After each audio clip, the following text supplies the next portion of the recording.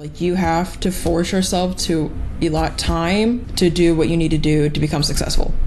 Yeah. Which means taking a lot of risks. If you don't take risks in life, you're going to stay stagnant and you're not going to grow.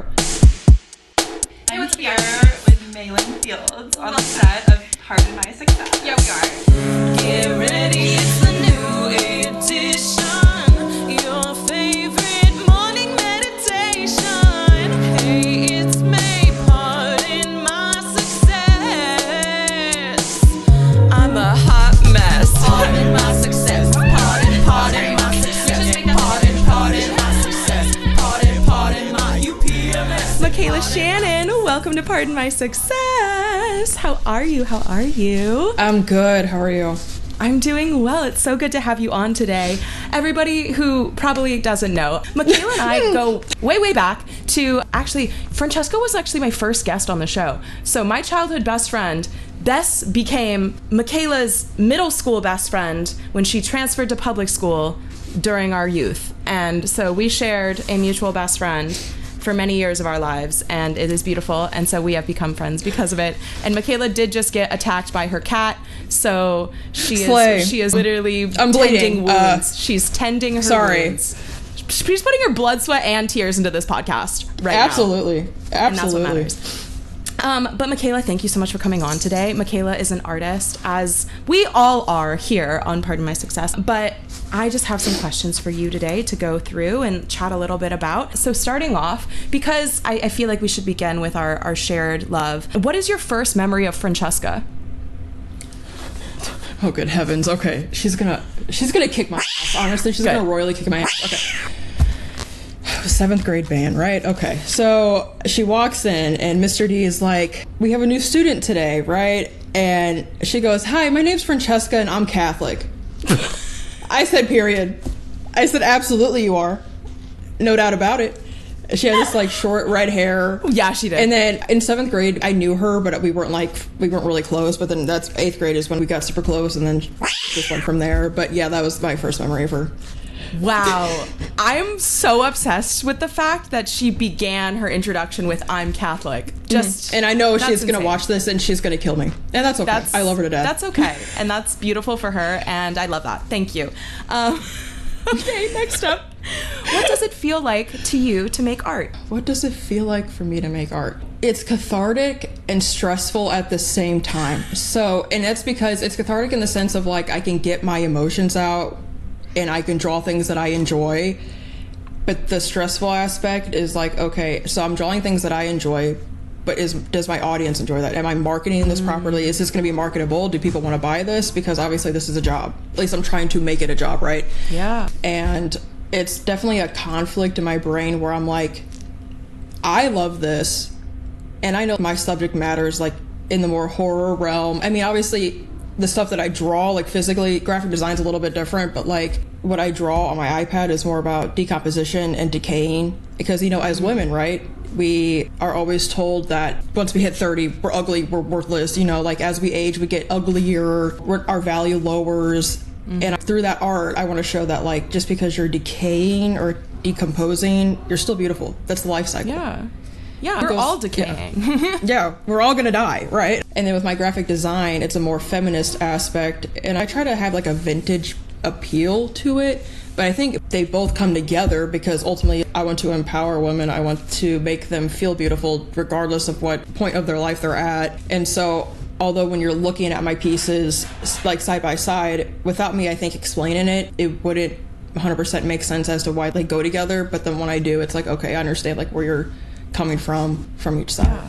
No, oh my God. We're definitely going to be putting some pieces of art here. If you can send me some things, that would be great. I would love to. Oh, yeah, for sure. Show the people. And like what you were just saying, what are your favorite mediums, like graphic design, obviously, but what are your favorite tools maybe to use and to make this art? In high school and college, it was more tactile. It was oil painting. Well, I guess you started with acrylic in high school, but it was oil painting in college, and I had emphasis in oil painting when I was in college. And then during the pandemic, I realized like, hey, before AI became a thing, and we'll get into that, everything is becoming more digital. And I was like, okay, it's easier for me to like, you know, drag around my iPad than an easel, a canvas, some oil paints, mineral spirits, and brushes, you know what I mean? Not the mineral spirits. No. The mineral spirits. So was just drawing stuff on my iPad. So I guess oil painting and now digital. Yeah. A digital medium. What do you draw on? Like what app? Procreate. Oh, is that that's like the Apple one, right? Yeah. Nice. Yeah. Very cool. Okay. That's sick. I really love that. What would you say your average project timeline is from like start to finish if you're doing like one of these types of mediums? It depends. Sometimes if Mama takes her Adderall, Mama can whip it out in one day. Now, by one day, I mean I go to the coffee shop at 7 a.m. and I'm closing them out at 5. Or, because I'm a server, as you know, so it's like, I double every day. Hence why it took me forever to even, get going on this. We did it. We did do it. But I think 20 to 30 hours is typical for one project. Sometimes it can be a little longer. Sometimes it can be shorter. It just depends on how much time throughout the week I have to dedicate to said project. What project took you the longest, and how long did it take? So I drew this bee with the beehive type thing behind it with the honey dripping down, and the bee kind of like had some skeleton bones on it. That, because of the honeycombs and how repetitive that was, oh my god, dude, 2.5, 3 weeks. So total like maybe 50 to 60 hours. Oh my god. Which, I mean, any person that draws listening to this, they'd be like, oh yeah, that checks out. But yeah. And like, how are you kind of like selling your art? Like, how are you kind of marketing this and going about that? So it's kind of taken a hiatus because my mom did get, diagnosed with cancer, and she was like my main support in regards to me doing my art markets and whatnot. And I'm also doing the bodybuilding prep, and that's literally a full-time job. And also with serving, so I had to kind of like steer away from that for a little bit. But I had a website, but I canceled the Squarespace membership thing because I was just like, I was spending so much money and no one was visiting it. And rent's not cheap. Well, baby, so as a graphic designer, why don't you just design your own website for free? Because there's different niches. UI, UX, and like web design is a way different than like logo and brand design. Yeah, I meant like more so like on Canva, just because they have so many things that are automatically on there that like you would be able to design the actual like all the functional stuff. Canva already takes care of for you. I'm saying this because I have designed multiple websites just for like myself and like the other organizations. I didn't know Canva. I don't really use Canva, so I didn't know that. Oh, I love Canva. I am a Canva queen. Love Canva so much. Yeah, I'll definitely check that out. Look into that because it's free. Just throwing that out there. Free. Free. Well, I mean, if you have pro, that is one thing. I mean, they have versions that I think you can do for free without having the pro version of Canva and stuff too. They'll give you a free domain, like a Canva type domain, but it's like your own domain name that you can put through it, where it'll be like Mikayla Shannon at canva.site, whatever. But it's your website that you make all of and like design all of, and it lives forever. I did not know that, so I will definitely check that out because I was tired of spending $35 because I think it's crazy that it's that expensive to do that stuff. Like that's why I made my own website in the first place, because I was like going through all these things and I was like, not only are all of these websites to do this super expensive, they're not super functional, and the options are so limiting to actually make things look nice and in the way that you want them to, unless you want to like pay an even more obscene amount of money. And or like, if coding. Yeah, it's like, which I know a little bit of, but I know the basics of coding, like cascading style sheets. Sure, that would take care of every single web page within the website. That was crazy. You went to a different land here. So I know basics of coding. Basics, but it sounded more than basic. But yes, queen. No, trust me. Oh my god, that's so complicated. But yeah, selling. I do. My friend. Well, you know Emily Ortiz. My god, I went to grade school with Emily Ortiz. Yes. Me and Francesca. Wow. So she has a store across from White Cottage. Her like Drop Dead Vintage. Like she has a whole store now. So I sell my stuff there too. Yeah. Oh my god, I love that. I follow her. Shout out Emily. Instagram. Shout out Emily Ortiz. No, literally. Me and literally. We're like BFFs from first grade through sixth grade when they both left me. Or no, seventh. They did both leave you. They both left me after sixth grade and both went to Central with Mikayla for a hot second. Emily came back then, and then everyone went to East without me. That's fine. Wow, I didn't know she had a store. That's so great. Everybody, if anyone in Belleville, Illinois, go check out Drop Dead Vintage across from White Cottage. Wait, that's so funny too. That's exactly where me and Francesca used to ride our bikes as kids. Anyway, okay. Can you tell us about a painful artistic experience? Oh, sorry, my cat. Hold on. Good heavens. Get the cat. Here. Get the cat. My hairy armpit. Love that. Cat. Salami girl, 1 to 3. Painful artistic experience. Oh, dude. Okay, so this is honestly very embarrassing for me. It was in college. I just put together a painting in one night. I was like, I don't have the time, blah, blah, blah. During the pandemic, it's like no one had the motivation to do anything. Yeah. And so when I presented it at critique, I got my ass roasted. She's like, I know you didn't take any time to do this. She's like, this is not representative of your work ethic and how, she's like, there's nothing that makes sense here. I love her to death, and I still talk to her to this day, but I was like, period. I was a period, Professor Barrow. Yes. You are correct. Thank you. Anyways. But has there been anything like recently that has happened that has been extra painful, Mikayla? Yes. Yeah. Speaking of which, so I had a friend that was like, I guess on Temu just looking at shit, and she came across my art and she sent it to me. She was like, didn't you make this? And I go, oh, hell no. I said, oh, hell no, we're not doing this right now. I said, there is no damn way that you're telling me right now that Temu took it. Okay. All right, sure. It's multiple different resellers on Temu that is selling the same print. Mind you, I sell my prints, one, on very high quality photo paper for $25 a piece. They are selling it probably on scratch paper for $2.33. And obviously they photoshopped my watermark. So I was like, okay. But since I can't afford a patent, I'm not copyrighted or anything yet. Like, I'm not big enough for me to want to fork out that money. So I'm an easy target. Yeah. People are taking advantage of artists, small artists who are doing incredible work, and then they're exploiting them for their own personal gain for literally pennies. Like, what are they actually gaining from selling these for $2.33? Like, hello? I know. It's no, just they probably found mind-boggling. a cheap distributor that they're probably going through because the one shop was sold out. And I'm like, okay, I can't pay my rent, but you guys can sell out my artwork. Imagine if it was to me and I was sold out. That would probably be like, I get 100 pages at a time. 100 times 25, that's 2,500? 2,500. That would pay 2 months of my rent. And it's like this other freaking nobody somewhere in the middle of nowhere. We don't even know where, literally. Multiple we are people. trying to report. Multiple people that we have gone on trying to report that have not been taken down, that just keep popping up as new resellers, stealing somebody else's work. And like, this is happening on a huge scale that people aren't understanding. When you're buying something on one of these websites like Temu for literally pennies on the dollar of an original artwork, you are actually hurting people. Yeah, that's a huge slap in the face because I spend so much time and money because I spend, $40 a month on Adobe Illustrator because Adobe's not like, a whole like buy one or pay a year or, they changed up how they completely do it to get more money. Capitalism. And also people don't even realize, just a weird side note, like anytime I do commissions, like they about me charging what I charge, and I'm like, you realize I'm not even making a profit because of everything that I'm paying out, but I can't charge, let's say $500, no one's gonna want to pay that. Yeah. So I charge about $250, and then it's like, oh, can you cut me a deal? Brother, what do you mean? Yeah, hello. This is a deal. But I will take it because 150 is better than 0. Yeah. And that's how artists are taken advantage of. That's one way, at least. Yeah. No, it's the pricing structures of art and creativity.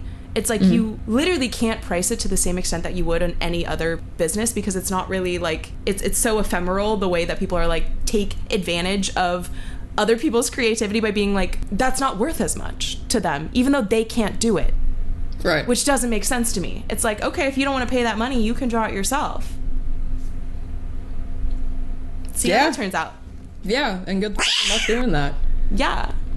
But how can people help you right now, specifically you, Mikayla, with this situation and in your life? I will be honest, I don't know. I mean, you can report it, but they don't even really let you, like, if you report it for fraud or whatever, then they want your, like, patent number or whatever, like the copyright number, trademark or whatever, and I'm like, okay, well, I don't have that. There was this one guy that commented on my Facebook post that said, anything that you post on the internet is public information, therefore you have no rights to it if you don't have anything protecting you. Or I could hire an IP, intellectual property attorney, which 20 years ago they were $200 an hour, so I can only imagine what the hell they are now. Yeah. Which, sure, I could, let me whip that out real fast.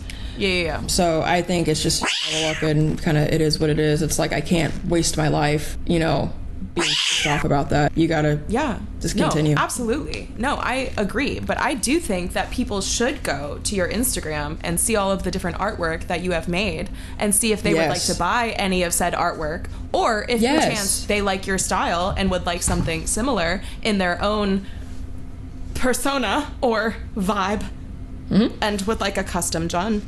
That is very possible, which everything will be linked here and down below. So please go do that. Because also I think just bringing awareness to your actual art and your style and what makes you an original, unique human being on Earth that has been put here to create and make original things that AI cannot do and that these people online cannot do. At the end of the day, they can only reproduce copies of what you have already created. So go out, make new, make better, and say, hey, look, this is me, this is everything that I've made. All these other ones that you're seeing out here, copies of me. Yeah. And if you want the original, you know where to find it. Here it is. No, but the thing is, it's like, I appreciate the anger people felt because people understand that like I have a strong work ethic and I try really hard to do what I can with the time that I have. And they were like, that's insanely messed up. Like, how dare they even try? Like, it's like, is there no guilt on their subconscious for doing shit like that? I don't know. It's like there's no honor in the world anymore. No. Oh, no. It's all about money. It is all about money. That's really sad. But what would you say it takes you to make art? I think ultimately you can have passion for anything. You could have passion for absolutely anything, but if you don't have the discipline to dedicate time, because passion and motivation only takes you so far. You have to have discipline, which, you know, falls into the whole bodybuilding thing too. Like, you have to force yourself to allot time to do what you need to do to become successful. Yeah. Which means taking a lot of risks. If you don't take risks in life, you're going to stay stagnant and you're not going to grow. Like, there's times where, you know, I've put stuff on credit cards in order to afford something for an art market to make sure that I could display my stuff how I wanted to display or get the materials. Or there's times where I've given up shifts knowing that, oh, I might not be able to afford what I need to afford at the end of the month, but I need this time to do what and people will be like, oh, it's a time management problem. No, it's not. It's just capitalism tries to keep you in a hole and you have to find a way to break out of that and be self-sufficient. Because if you just become, you know, I guess the middleman, like the person that just like sits at the computer desk all day, and that like you have to want more for yourself. And I'm not saying like office jobs are bad. I'm not saying that at all. No. Because I'm trying to be a graphic designer. I'm trying to get a graphic design job. I'm just saying, like, I want more eventually. I think corporate experience is good and it teaches you professionalism, but for me personally, I can't have someone be my boss for the rest of my life. I just can't do that. Yeah, no, it's hard. Yeah, I also discovered that an office job was not for me. I always kind of knew, but, you know, we had to try it out.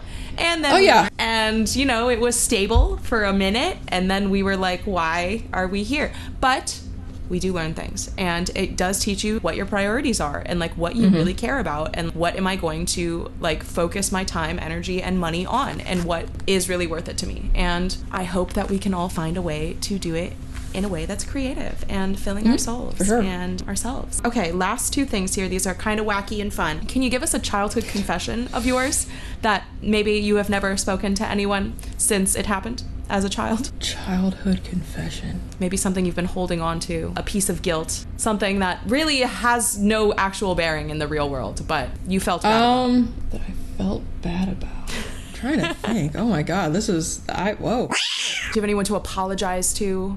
Anyone? Trauma happened when I was during my childhood, so I'm like, let's go back. Let's take it back.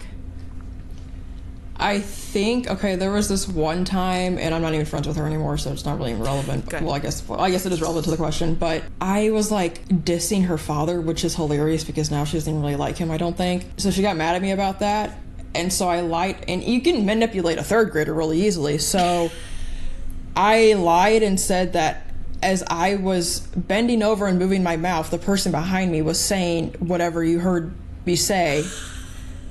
That wasn't me. That wasn't me. I was just bending over, and you thought it was. I don't know what my brain was doing. I was just trying to get out of a sticky situation, and I was freaking the hell out, I guess. I don't know, but she believed me. Oh my God, really? She took it. Okay, wow. She took it. Did she blame the person behind you? I don't really remember. Wow. And you know, and obviously that story is probably very fuzzy and probably didn't go exactly like that, but that's kind of like I remember saying a lie of that degree. Her. I got it. Gaslit her, and I'm glad that you girl bossed your way out of it. I did, but in the weirdest way. Yeah, but apologies, I guess, to her dad.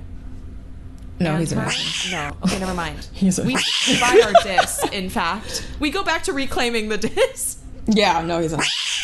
Okay, what man isn't? To be fair. So but, yeah. Okay, last one, real quick. I'm gonna give you 1 minute on the clock, and I would like you to give me your hyperfixation, your Roman Empire, something that you could talk about forever, but you have exactly 60 seconds to do it. You can make a conspiracy board about it. You could sit down, and you have no issues doing it. Are you ready? Yeah. Okay, and go. Mac and cheese.